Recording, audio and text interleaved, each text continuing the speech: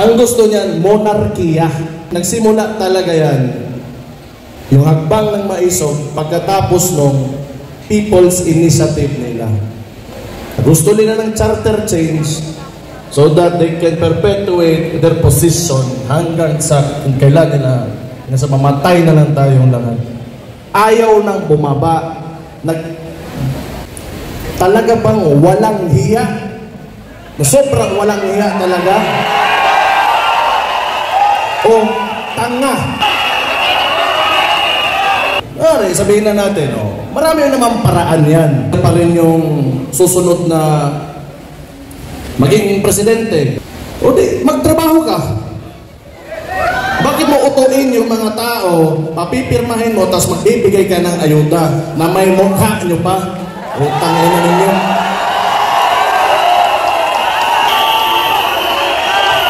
That is also one reason kung bakit alam nyo nandito talaga ako.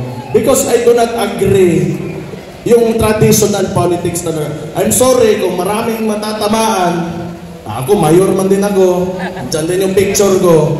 But it's time for us to move on. Hindi ibig sabihin, may bigas dyan, nandyan yung mukha mo, sa kanya yan. Pera ng tao yan. Palagay ko ngayon, parang nahiya. Nawala na yung mukha ni... Nahiya rin. Meron din palang hiya. Kasi yung picture, napakalaki before, ngayon, maliit na lang. Utang ina. It's a frustration actually. That's why.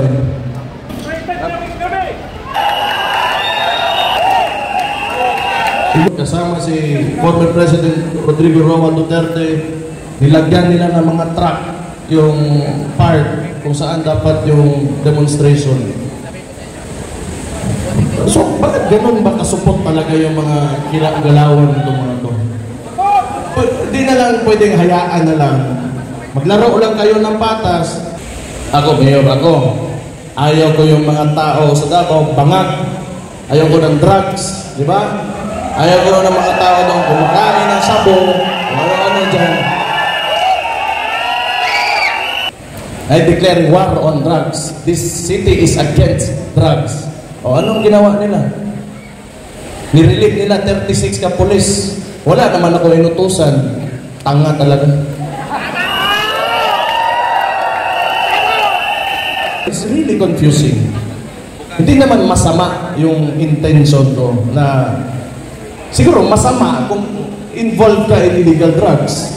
But you know, for the people na ayaw nila na kumain ng sabo yung anak nila, yung kapatid nila, ayaw nila mag-shrink yung utak. Pakialam nyo ba kung yan yung platform ng Davao City? Ayaw namin talaga ng droga. Does it mean that you are supporting illegal drugs?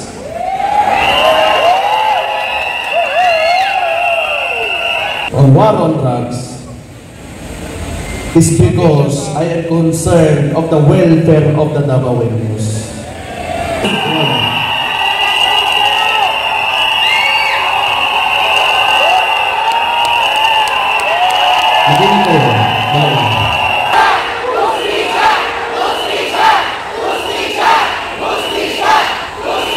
Yan ang wala talaga sa Pilipinas, hustisya.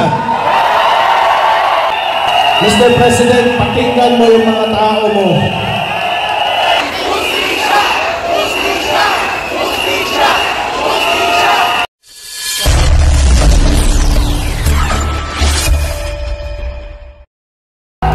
Pampanga! Pagdiyan!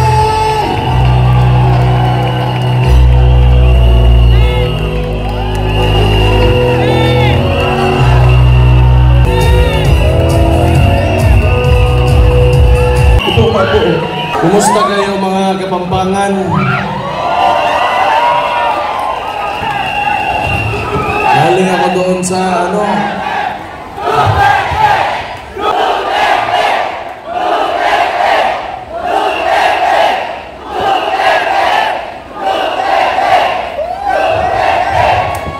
bago ako magsimula, gusto ko pasalamatan yung lahat na nandito at yung tumulong na mangyari itong rally natin, yung hakbang ng maisog. Pinatunayan nyo talaga na ang mga Kapampangan hindi takot at maisog.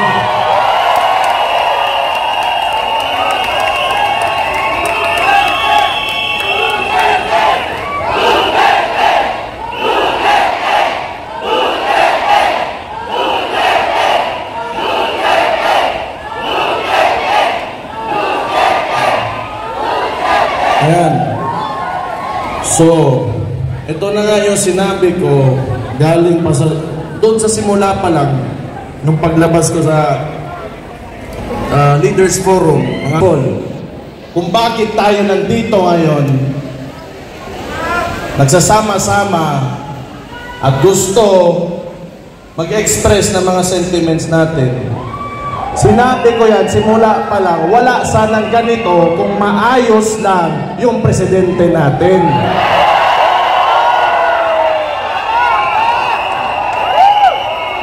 Pero, nagulat ako ngayon kasi walang mga dump truck, hindi nila kinaya yung mga Kapampangan. Putang ina, tunay na maisog ng Kapampangan.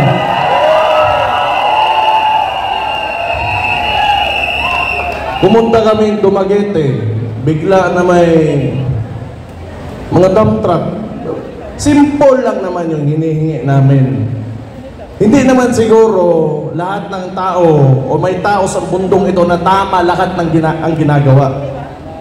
Yung gusto lang natin is the right to express ourselves. At yun na lang yung hinihingi natin, ayaw pa. Baga ang sunod niyan, hindi na tayo pwedeng huminga. Ano bang problema talaga ng... It's a very confusing administration, actually, sa totoo lang. Hindi ko maintindihan yung mga kilos o mga ginagawa. Parang ako mayor ako ng Davao. Ako si Sebastian Duterte, yung mga hindi ako kilala. Ako yung mayor ng Davao. Ngayon,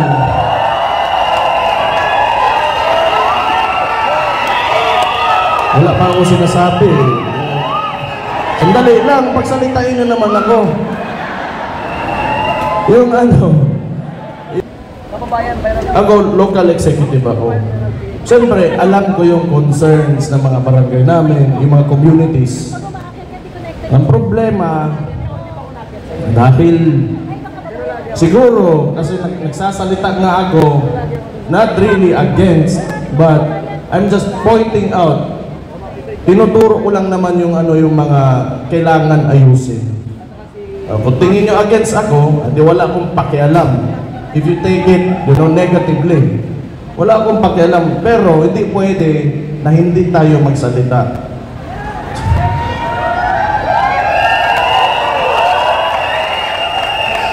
Hindi ito rule of a single person. It's demokrasya tayo eh. It is the rule of the majority. Hindi ibig sabihin na kung anong gusto mong mangyari o gawin mo, yun na yung mangyayari dyan. Kailangan mong pakinggan yung boses o yung mga sentimento talaga ng mga tao. And unfortunately now, that is not happening. Years, more or less 20 years yan, yung tatay niya, nagkaroon tayo ng authoritarian regime.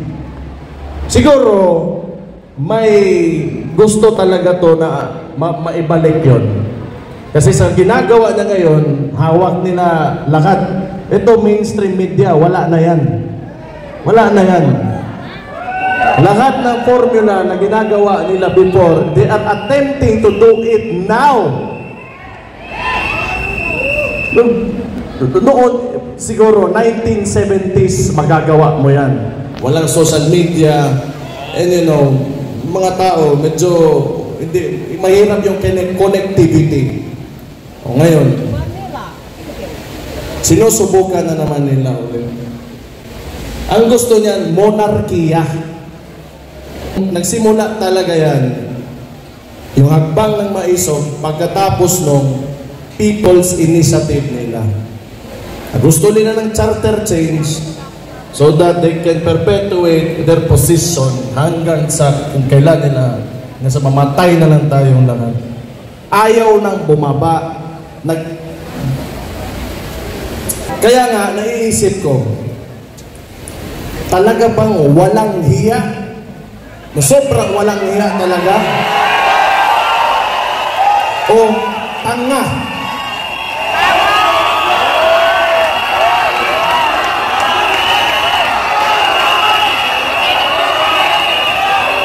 Kung gusto nila na sila-sila lang, sabihin na natin, marami namang paraan yan. Kung gusto nilang ayaw bumaba o gusto nila sa kanila pa rin yung susunod na maging presidente, kanilang manok. O di, magtrabaho ka. Bakit mo utuin yung mga tao, papipirmahin mo, tapos magbibigay ka ng ayuda na may mukha nyo pa? Utang ina ninyo.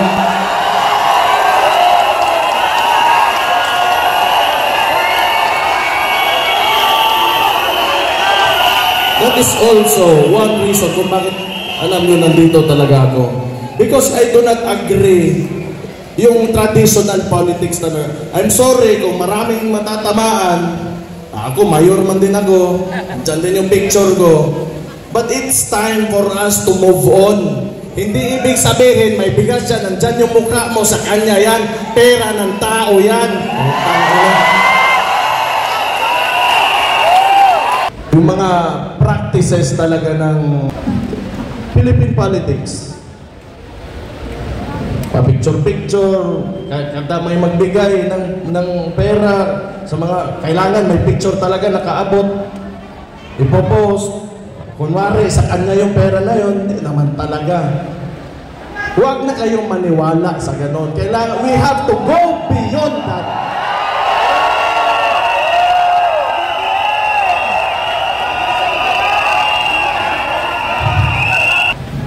Pero, palagay ko ngayon, parang nahiya, nawala na yung mukha ni... Nahiya rin. Meron din palang hiya. Kasi yung picture, napakalaki before, ngayon, maliit na lang. Just activate. Tutang ina.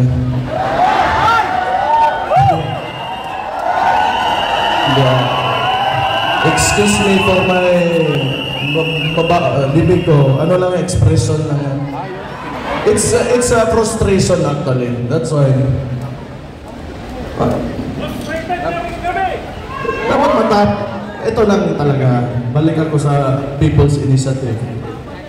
Utuin mo yung mga tao. Kasi yung takbo pa ng... may Senate hearing man yun. Senator Amy Marcos was there. Nakita talaga, may findings talaga na nangyari yun. Na niloloko nila yung mga tao. Sarami mong problema and you know, the opportunity that you have being the head of state, president, you know, like a couple of people who are in the highest places in government, positions in government. Ang dami mong pwedeng ayusin, but your unang-una mong priority is magpatagal lang ng wala pa ka magpakita ka naman ng kahit may ginawa ka lang. Wala talaga. Tingin nila, yung buhay ng Pilipino, ganun lang kadali. Na parang monarkiya talaga. Gusto ko, today, I will become the king.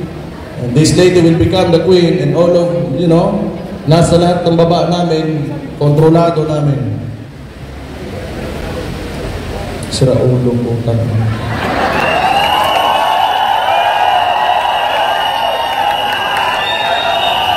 Tingin nyo ba normal yan? Kaya nga, either makapal talaga yung mukha mo na ayaw mo dumaan ng election or tanga ka. Hindi ako nagsabi nun.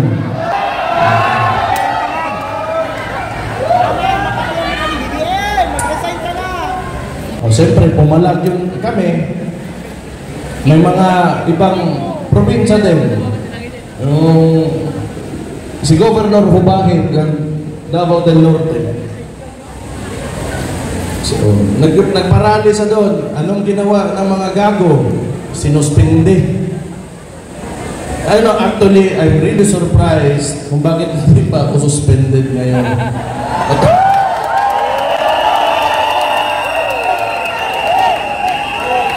Siguro,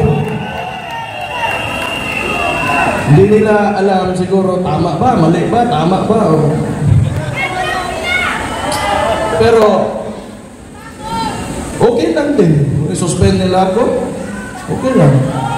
Libre yung na bakasyon. Yung mga anak ko, mapasal ko, wala ko iisipin. Hindi na ako mag-take ng leave. Pero, rumors lang din naman yun.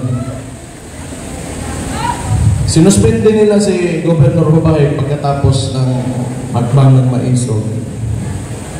Kasi, hindi, sa kanila, hindi pwede na magsalita ka. Hindi pwede na may ibang tama or may punto ka. Kailangan sila lang yung pwede, sila lang yung tama lagi. Saan yung utak nito mga to?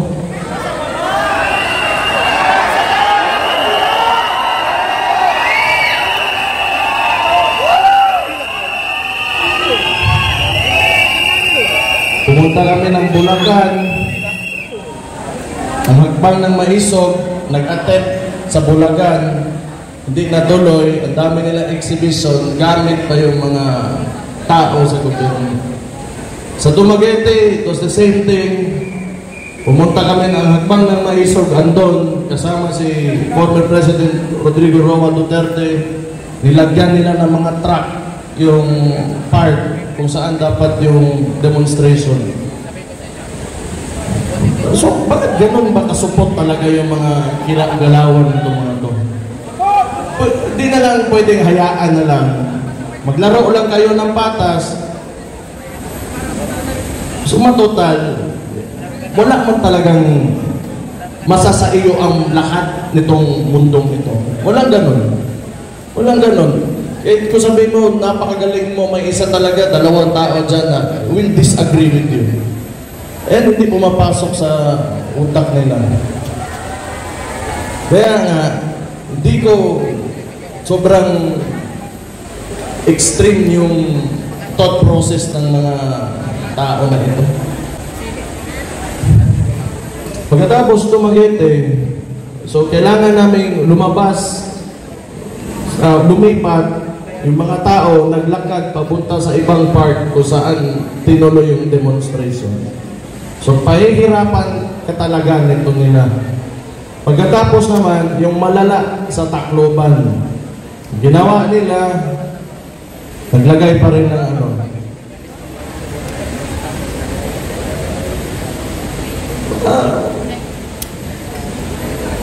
tingin ko lang masyadong may insecurity itong administration na ito. Kasi kung if you are really confident with what you are doing, ano yung trabaho mo at sa mga ginagawa mo, maayos ka naman. So, bakit mo pipigilan yung mga ganitong klaseng activities? Wala naman, ito handan. Nagsasalita lang naman, and it is our constitutional right to express ourselves. Siguro may yan. Ewan ko lang, hindi ko lang talaga alam.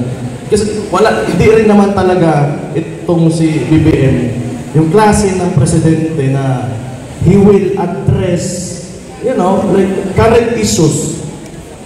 Yung napansin ko lang, pinipili niya lang. And it's, a lot of this, itong nangyari dito, alam ko yan, mayor ako.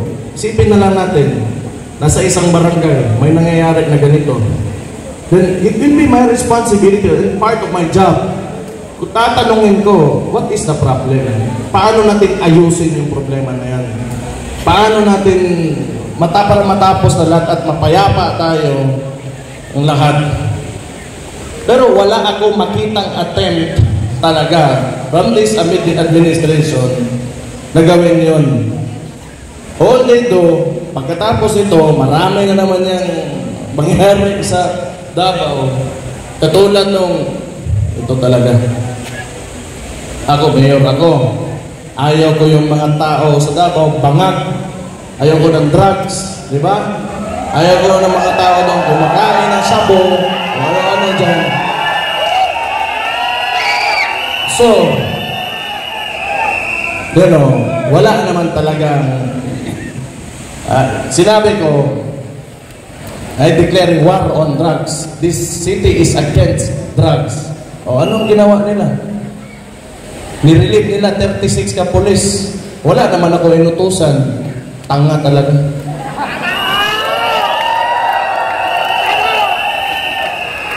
Kaya nga, it's really confusing. Hindi naman masama yung intention ko na siguro masama kung involved ka in illegal drugs. But, for the people na ayaw nila na kumain ng sabo yung anak nila, yung kapatid nila, ayaw nila mag-shrink yung utak, why is it an issue for them? Itong DILG. Bakit ang dami yung maniobra para pakialam nyo ba kung yan yung platform ng Davao City? Ayaw namin talaga ng droga. So, does it mean that you are supporting illegal drugs?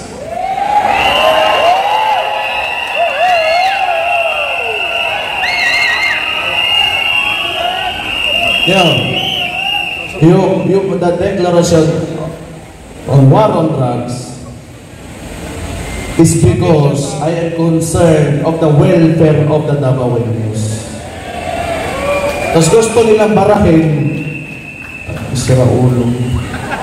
Ito pa, ang nangyari doon, yung ginawa nila sa property ni Pastor Kibuloy,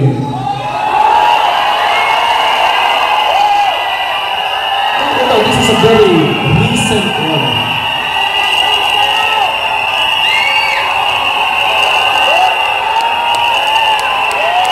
Maging ko, dalawa.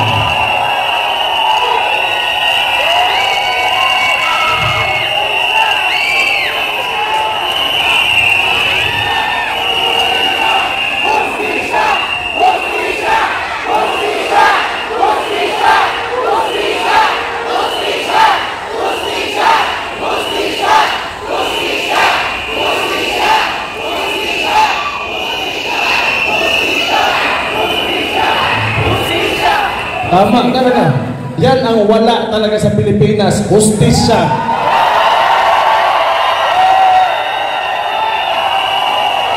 Mr. President, pakinggan mo yung mga tao mo.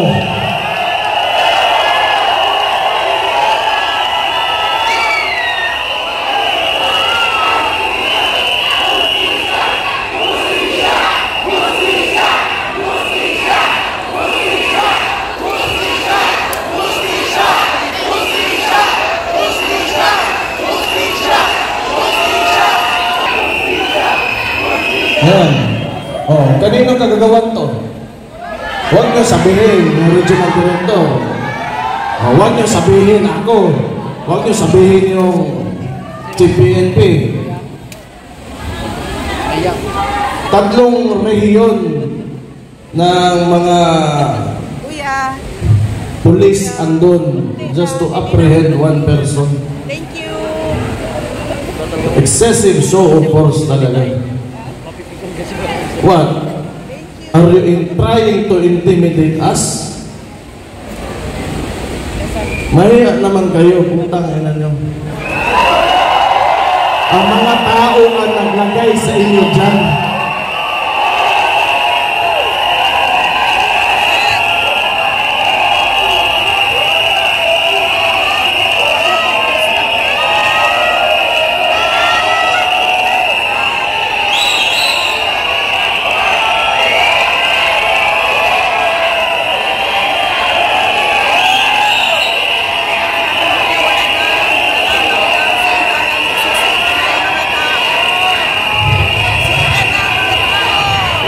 Tapos ngayon, ang ginawa nila, imagine this. Pagkatapos ng mangyari yun, hindi siguro nila nakuha yung gusto nila, nirelieve nila yung mga pulis na sila rin naman nag-utos. Puta, sira ulo talaga.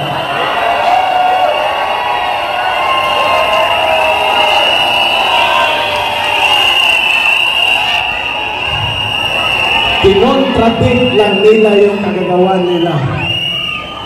Kinokontradict lang talaga nila sarili nila. Kasi papalabas nila, wala naman talaga itong ginagawa itong administration na to. Alam mo saan magaling to? PR lang. Lagi na kasi hawak nila sa mainstream media. Lagi gusto nilang utuin yung sarili nila na everything is alright and walang problema. Yan lang talaga. O, sige.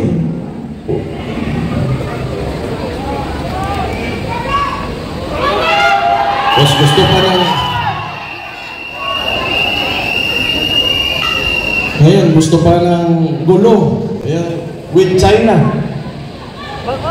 Pwede ka naman, you can approach, the best way to approach, especially territorial conflict is through diplomacy talaga.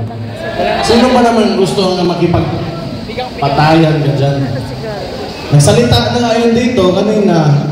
Andito yung, di ba, yung fisherman natin na galing na sa kanya sa sarili nilang press conference at sinabi sa mukha nila talaga na noon nakakapagpangisda pa sila doon. Ngayon, mas nahihirapan sila.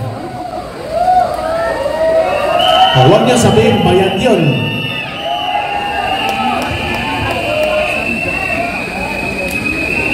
Hindi pa kayo, mga ordinaryong Pilipino, mga Kapampangan, at saka yung mga dumayo dito, hindi kayo takot.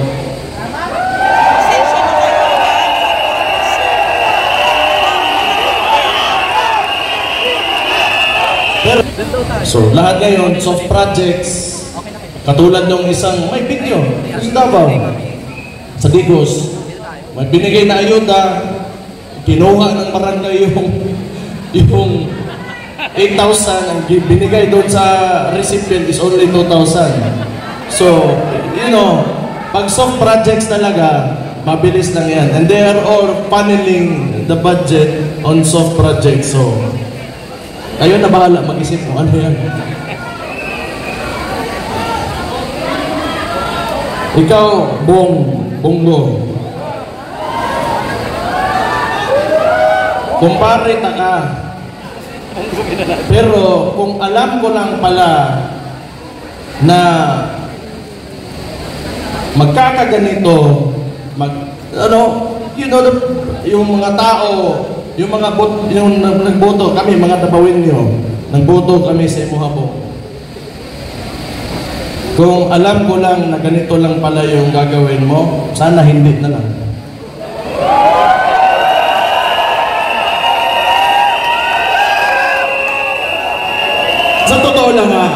Sa totoo lang. Ako, yung iniidolo ko talagang senador, si Miriam Defensor Santiago. Pura hiskot lang kasi wala na yung tao. Pero iniidolo ko talaga. Yun talaga yung hero ko. Pero unfortunately for us, mas napabilib pa ako nitong si Risa Contiveros kaysa ni Bong. Kasi ever since talaga, nasa previous administration, kalaban yan hanggang ngayon consistent yan at di talaga natatakot yan. Pero, maglalagay tayo ng mga...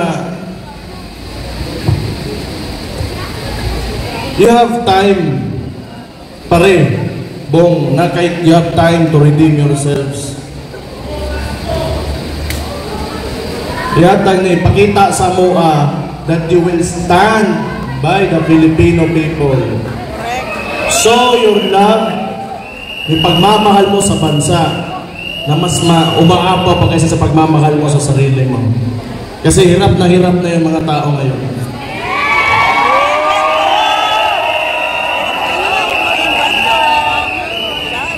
Ikaw ba naman, pamisan ka ng 20 pesos na bigas? Typical na ano talaga, textbook na scam. Wala. Ano talaga, pangloloko na talaga. Abuse of authority, lahat ng pinapakita ng administrasyon na to is not a good example, you know, for our current leaders and our future leaders. Kung yan yung pinapakita na ugali, kultura, and you know, ways of handling government, kawawa naman yung Pilipinas. Kawawa naman. Sana naman matapos na itong mga yung practices ng mga trapo talaga. Nakakapagod na rin. Sa tagal na panahon, yung problema talaga ng Pilipinas, alam nyo, corruption talaga. Corruption talaga. Grabe ang corruption. Walang magandang gawin, naiisip ko. Ibalik mo yung death penalty. Isama mo yung corruption, plunder, bribery. Tingnan natin kung may tatakbo ba dyan sa Congress at Senado na yan. Yan.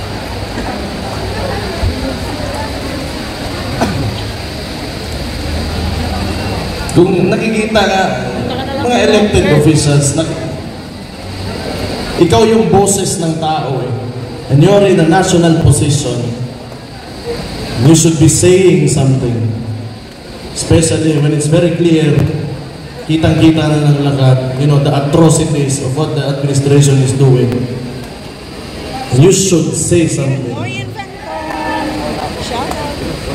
Wala, di tayo na lang. Kaya pa?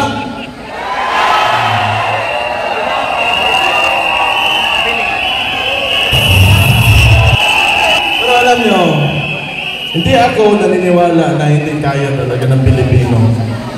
Kailangan na talaga may faith lang kayo, may paniniwala lang kayo na maiangat talaga natin yung bansa natin. Kasi kung hindi, wala sana tayo ngayon dito. Kasi mas gusto pa natin na mas maganda pa talagang kinabukasan para sa ating at sa bawat Pilipino. And thank you for being with me tonight dito sa Pampanga, sa Akbang ng Maisip.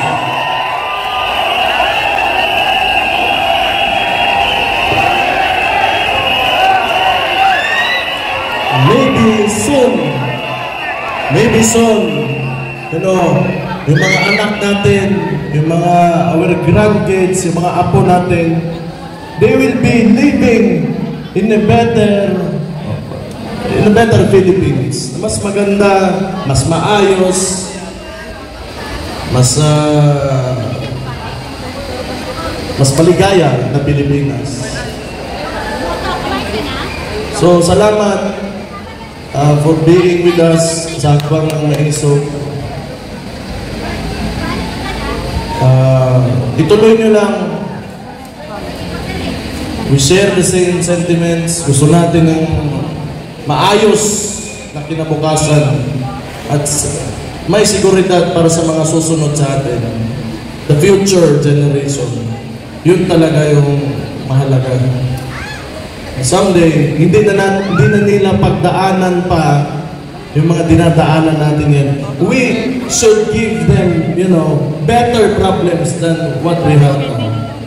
And I think that is the ultimate goal and our ultimate responsibility as parents and as elders sa bansang ito. So, kailangan sama-sama talaga tayo, united tayo with one cause na ang isang paniniwala na makakamit natin mas maliwanag, progresibo, magandang Pilipinas pagdating ng panahon.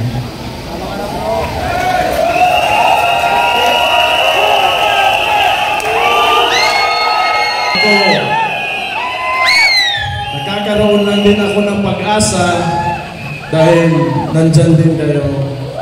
Wala ng pag-asa. Okay na yun? Tama na, marami pa magsasalita. Pero, you fight for your country.